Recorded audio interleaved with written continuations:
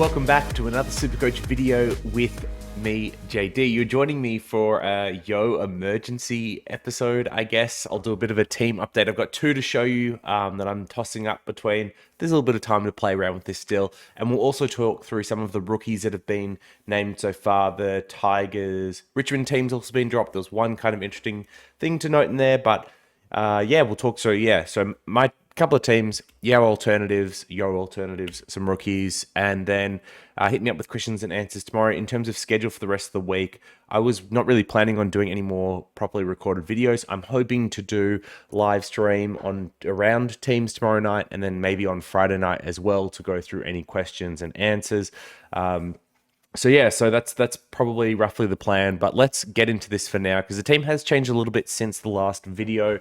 I believe in that structure it was 12 primo, quite like heavy, and then I toyed around with like 11 primo, more mid-pricer option during the week, kind of weighing up this big decision of am I being aggressive enough this year or like do I need to dial it back, all this type of stuff. So and then I like awful news for Yo and for West Coast fans, but I think it's actually like quite exciting for SuperCoach owners or SuperCoach players, fantasy players, is that the Yo injury changes things up. And in fact, as a content creator, obviously I give out a lot of my tips and advice for free. I show you the teams I'm making, all that type of stuff. So there's very little competitive edges I have in this game. And to be honest, one of the few is if there's lots of chaos the day before, it does kind of help me out because it puts teams into flux a little bit, and those that can make better decisions should hopefully get a bit of an edge where I fancy myself. Now, watching this channel, you hopefully get exposure to how I think about these things,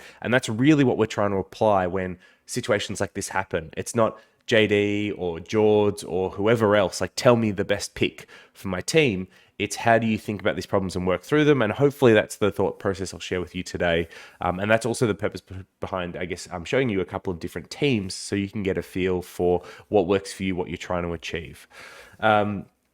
Okay, so yeah, let's start with my teams, and then I'll go through some Yo alternatives because that may help. So we're going to do a bit of both, like how I'm thinking about it, and then also some specific players you could potentially look at or things that you could play around with. And I will quickly touch on some rookies too. All right, so team in front of you is very much a 12 primo team, I believe. So 3 down back, it's including Ridley, 3 in the middle, including Green, 2 in the rucks, and then 4 up front, including Goulden.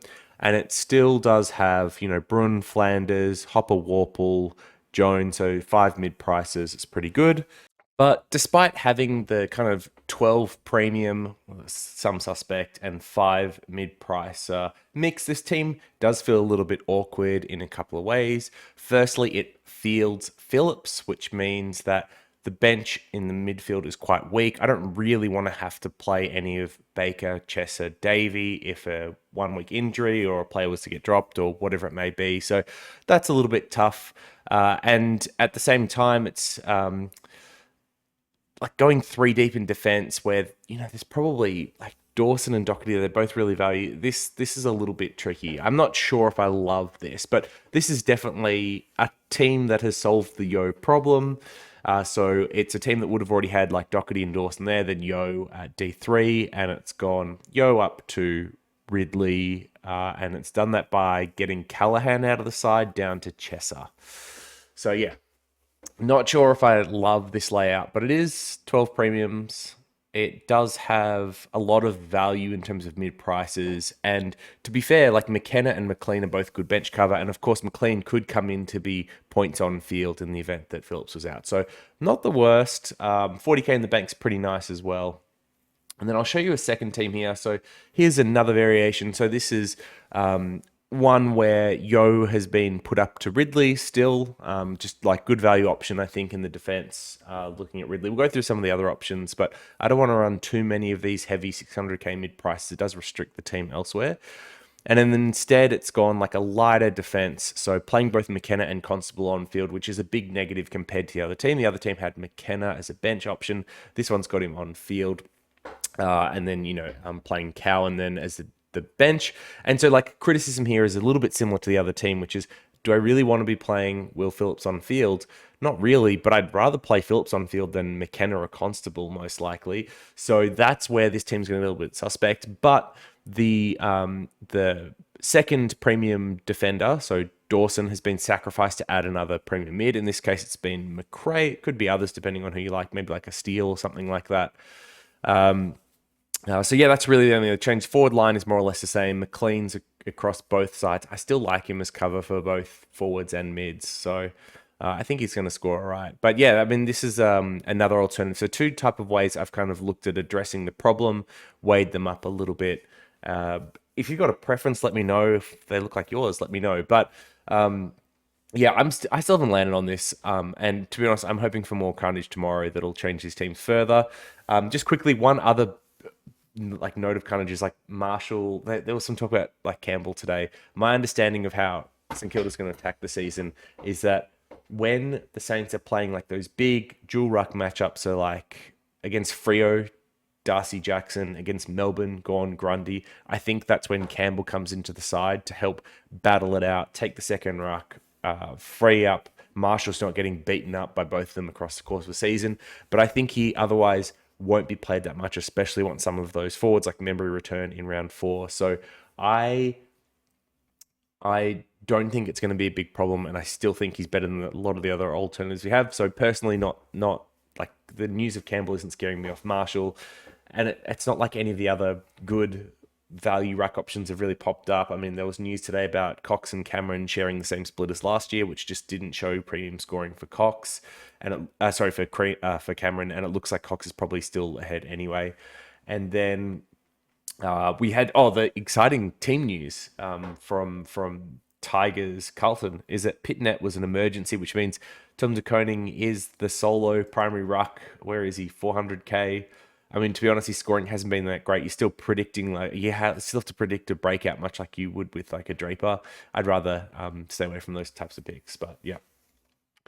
Okay, so let's talk about some other Yo alternatives. I mean, this is where people have got him. The first one would be Bose. Now, unfortunately, Bose does appear to be injured and is unlikely to be playing round 1, so you can just scratch him straight off your list. The second, around a similar price point, would be Jaden Hunt, who is quite... Oh, actually, we can talk about both the Hunters or Hunts. Couple of lovely Hunters here. So Jaden Hunt, his teammate, looks to be playing a halfback role at West Coast, where he did do some better scoring in the last of his Melbourne days as well before moving across to West Coast. As we know, there's going to be a lot of ball down back. Kind of depends a little bit on how that West Coast side shapes up. So if there's no Witherden, but there is Hearn, like I think if it's Hearn and Hunt, then Hunt's pretty attractive. If there's Hearn, Hunt and Witherden, maybe not as much. But Hunt was still being used as more like explosive pace out of halfback, not like a real primary user, which is the role you'd like to see for him to get some really nice scoring. So he's probably not an option, but there you go. And then Hunter Clark, who would also free up a little bit of cash for Yo. Got some CBAs, and it looks like he'll get more. But to be honest, he's injury prone. I'm not sure if he's going to return a lot of value at that price. Instead, if you are looking for another mid-price option, Day is probably the preference. I think he's already up to 8% ownership, which is pretty wild to me, to be honest. But yeah, another one scheduled for mid-time for the Hawks, and looks like you may get an opportunity to get it too. So yeah, one that you could look at if you were really insistent on going for that cheap price point. As you can see with both of my structures, I'm going up to Ridley in both of them at the moment. It just kind of depends on where I put Ridley. Just having a quick look. Is there anyone else down this list? Oh, Ben Long. So he is ahead of Constable, I guess, in the pecking order for halfbacks out of defence for Gold Coast until Weller and Powell return. He'll be getting kick-ins, but I mean, it's not going to be for a long period of time. So he's probably too risky to go for, to be honest, at that price point. And then I don't know if there's really anyone else around this mark. You could look at a couple of more expensive options, I guess, which let's just call them out. Yeah, Bose is no good. Tomlinson will come in for May, I'm guessing, assuming Tomlinson's fit. I haven't actually... No, he is fit. So I think he'll come in for May, but I don't think he'll score well enough.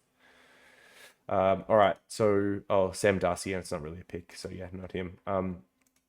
Let's clear these filters. So you could look at someone like Baker. who is probably too expensive to really consider, but scored well in the preseason, playing primarily off half back without Short there in round one. I think that's where he plays. We'll probably get some kick-ins, but for SuperCoach, where you got to hold him for a period of time, that's probably not the best pick in the world. Otherwise, you could look at someone like Richards as well if he gets named round one, but it's a little bit hard to go all in him given that there is some flux in the Dogs backline with some uncertainty how they're going to structure up with Dale, Richards, and Daniel.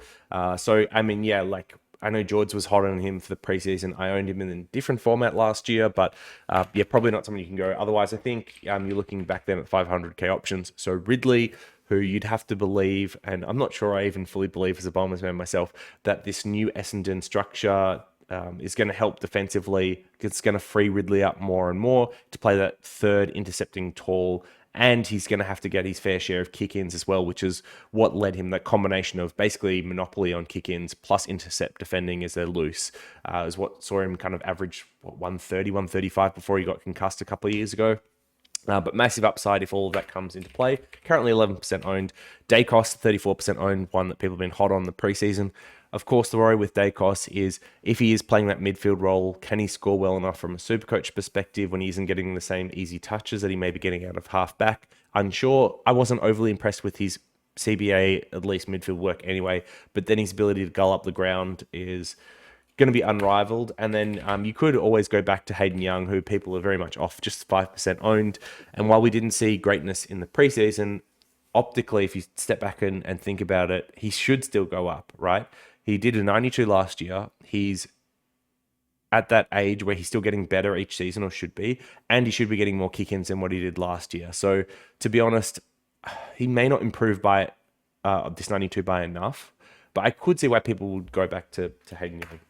So yeah, 500k options. I think that's the next group that you could kind of look at. Or of course, you could go up to double premium here. So get rid of Green. Like you could put whoever you like out of the 600k guys in. Not Sinclair, definitely don't do Sinclair, but probably like Dawson, Stewart, or Sisley. If you want to put in one of those guys, absolutely you could. All right, and then finally, you can actually go really cheap. So there's a couple of guys around the 200k mark that you could look to go down and then use that 100k from Yo for somewhere else. So a few names to call out here if I can find them on this list. They're 210. So Hayden Crozier, who is 3% owned, still very lowly owned. Definitely someone that you could have a bit of a peek at. His scoring should be good as long as he stays on the field. We just don't know what his job security looks like in that Dogs defense, and he's also a bit of a sub risk as well. So if he's playing and getting full games, I could see him kind of going 70 to 80. Yeah, maybe about 75 is probably a good mark for Crozier, but the job security worries me when you're paying up 220k for someone. That's a little bit nervous. You could go Liam Stocker, whose scoring history hasn't been the best, but I think his role will be a little bit friendlier in the Saints backline. He is going to be kind of third behind Sinclair and Wanganeen Malira in terms of users though, so it's not like it's got an amazing upside or anything like that. Crozier's in the same boat. He's behind so many other users, it's not going to have amazing upside. But with Caulfield being announced as injured for, I think, the next 5 to 6 weeks, it does look like Stocker's job security should be pretty good over the short term. And so that is another option you could look at. But to be honest, as you can probably tell from the way I'm talking about it, I'm not overly sold on either of these guys. And I think it makes it kind of hard to go down to them. Is there anyone else at 200k market looks good? Darcy, no. I already said Darcy, no. Archer's injured. Caulfield's injured. Goda didn't look good in the preseason. And that's about it. Oh, Mansell's playing. Ooh. Is he actually? I can't remember that. Tom Cole would be the other option, 182k. But you don't love that. Don't love the Cole pick. Don't hate it either. Don't hate it either. Like, he's definitely best 22. He's got good job security, but his scoring is going to be like, I think mid 60s is very optimistic. It's probably 60s, like high 50s, mid 50s, high 50s. So job security is good, but to be honest, you can get that scoring out of a lot of these rookies instead. So I maybe wouldn't worry about that. All right. So those are kind of your alternatives in the defense. Now, the second option is that you move like the money to the midfield. So say you had like, you want to put Phillips to the bench and you upgrade someone like a Chesser to a 300k equivalent in the midfield using that kind of money from Yo and then putting another rookie down back. Maybe I should say that one more time just in case it wasn't clear. So say you had Yo in defense and Chesser in your midfield. You could downgrade Yo to someone like Cowan or Wilmot and then upgrade Chesser to a mid-pricer in your midfield. And so Hopper and Warple are obviously two that I've talked about a lot across the preseason. There's a few others you could look at. So if you're a believer in Sheed, he's one you could look at.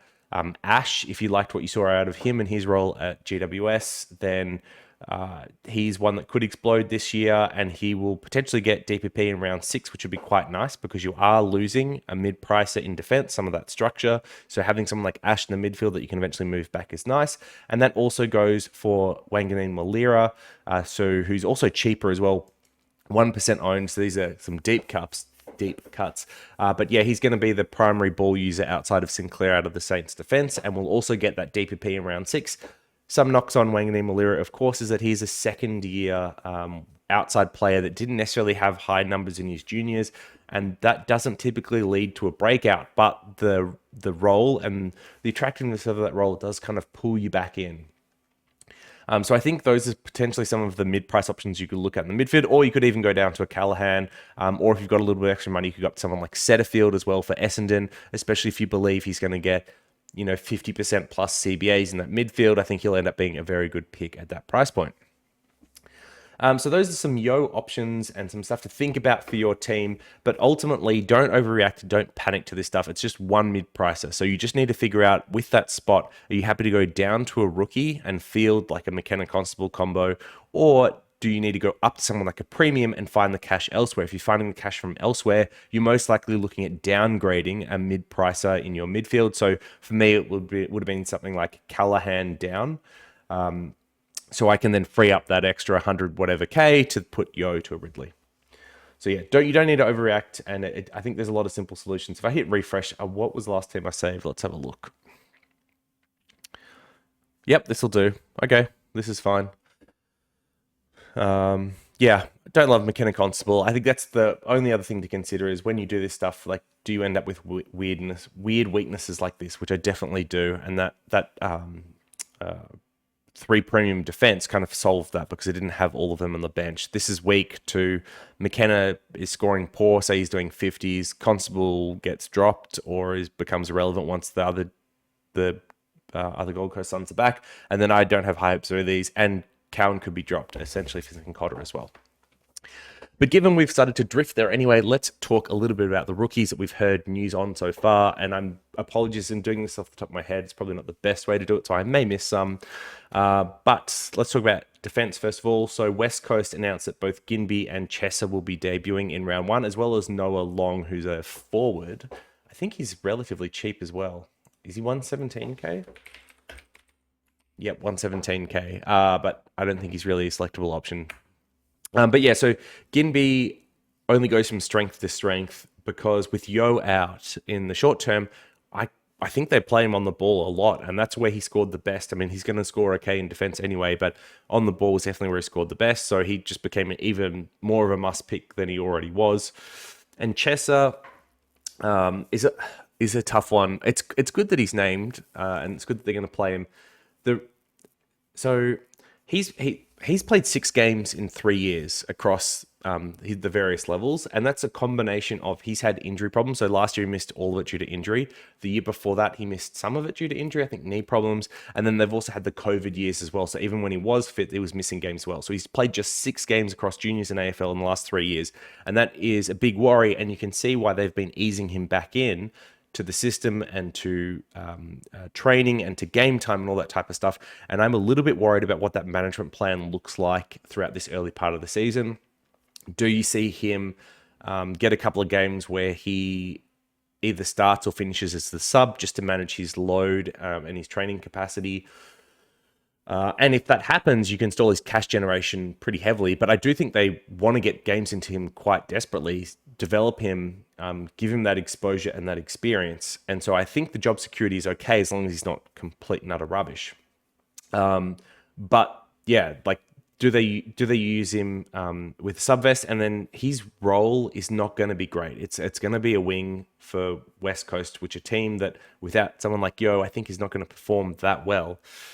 And that worries me because what is the scoring potential for someone like that has then sub risk and like injury history, and he hasn't played many games. So I think it's someone I'm probably avoiding at the moment, but he is someone that you can consider for maybe your mid bench at like that M10 or 11 spot. I definitely can't see him touching my field unless he proves something. And to be honest, I think I'm pretty happy to start without him and then correct to him if I have to after the first couple of weeks. For the Blues, we had Cowan named obviously over Cincotta as well as Hollands. So Cowan, I didn't really want to start, to be honest, because I think he is only a couple of games away from Cincotta taking his spot. And while he showed decent scoring in the first half, he dropped off pretty quickly. Now, his junior numbers were all right, pretty good. Like, he did accumulate, but I just don't know if he's going to be put in that type of role in the Blues defense with Sard, Doherty, and Newman all ahead of him in terms of being able to distribute. So I think he's going to have to play more of a defensive, lockdown type role. And so I'm a little bit worried about his scoring. Once again, wouldn't be touching the field. And I am worried that they do have Cincotta, who's that mature age body that knows their system through the VFL that could take his spot pretty quickly. But yeah, I mean, not the worst bench option, shouldn't be anywhere near your field. And then we also, so Hollands, who'll be playing wing for them. And to be honest, a lot of wings for the Blues have scored all right. And I think that's probably going to continue on this year. I don't see why it wouldn't. But 162K is very expensive for someone that's going to sit on your bench, especially when there's Phillips there instead. So, I just don't think it's a reasonable pick, even though he could be okay. Could be okay. Once again, it's probably better someone to correct to. Like if Phillips bombs or McKenzie bombs and Hollands pops off, like I'm happy to do that correction, just not someone I think I'm going to start. We got news from Melbourne that Judd McVee and Bailey Lowry, both debuting, as well as, of course, Grundy will make his Melbourne debut. So McVee is somewhat interesting. So he's playing the Salem role, but he's not being freed up like Salem was. He was actually playing more of a lockdown defender, which meant that his scoring wasn't very good. But despite that scoring, he got a gig for round one, which I assume means that he's actually going to continue to play that kind of lockdown defensive role. That's how they're going to use him. However, the small twist on this is that May is going to be out round one as well. So without May and Salem, who are their main distributors, how does Melbourne shape up that back line? Now, I think what's most likely is Tomlinson comes in for May, and then Bowie is the one that actually uses a lot of the ball out of the back. It's probably not Judd McVee. So I don't think he's an option. If you're really desperate, you could use him. But to be honest, I'd probably rather go Chesser over McVee at this point. And then, Lowry is like a outside player, forward type, but he scored awfully in the preseason. I think it was like a 20. And I'm guessing that Chandler will be playing ahead of him anyway. Oops, forward. Who's mature age. I think he's a season or two ahead. He's actually had AFL game experience. So I'd be going Chandler over Lowry, and I actually think that Chandler's job security must be somewhat good if Lowry's being named as well, because that's the first person to come out when Fritsch comes back. It won't be Chandler. Just inferring that obviously with the teams haven't been announced, and it's not like they're going to announce Chandler because he has debuted before. But yeah, I think that's probably good things for him as a rookie. And then from the Essendon perspective, we heard that Alwyn Davey is going to play this week, which is exciting news. I think it's one that a lot of us have had penciled into our sides after the preseason game. He kind of grew as it goes on, showed glimpses, but definitely the consistency of production I don't think is going to be there. So he may have some spike games, especially early, but I don't think this is going to be a fieldable asset.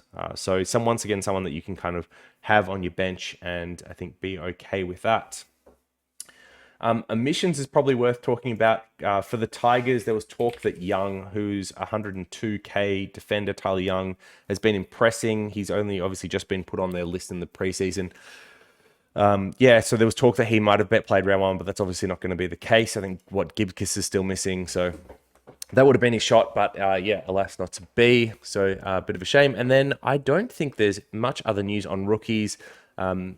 Sam Mitchell got tried to ask about the Hawks, but he dodged that masterfully, and people like stressing out like, oh, does it mean CMAX security is not good or job security is not good or anything like that? And it's just like, I mean, he's not going to announce to the press before he announces to the players that they're debuting. So, of course, he's going to be aloof and dodge those types of questions. I wouldn't read into it at all, but yeah, I'd still have McKenzie and Green debuting. I think that's probably going to happen. And then the only other thing is we kind of got some hints about St Kilda. So Ross the Boss also didn't like commit to this stuff, but held his cards a little bit closer to his chest. But just inferring from that, I think we're going to have both Philippou, Bill, of course, he's in the other line. So Mateus debut, 48% owned. Wow, that's a lot. Him debut as well as Caminiti. Good old Kama, who's 8% owned. Good on you, Kama.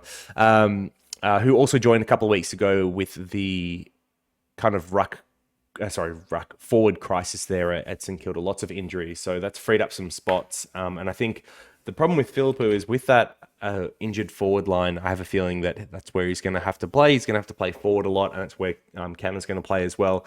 And given that the Saints' outlook doesn't look amazing at the moment, I find it hard to believe that either's going to score amazingly. But to be honest, if I had to pick one of the two, I'm probably picking Caminiti just because the 60K is a pretty big deal. And you don't have to score much to make a little bit of money off that point, where to get to like a low 300s, which is what Philippou will have to do, is quite harder. Needs to rely on some spike games. And once again, you're probably not fielding someone that you're probably not fielding him ever. And so paying 167K for someone you don't feel comfortable fielding, not great. So I think that's pretty much everything to cover.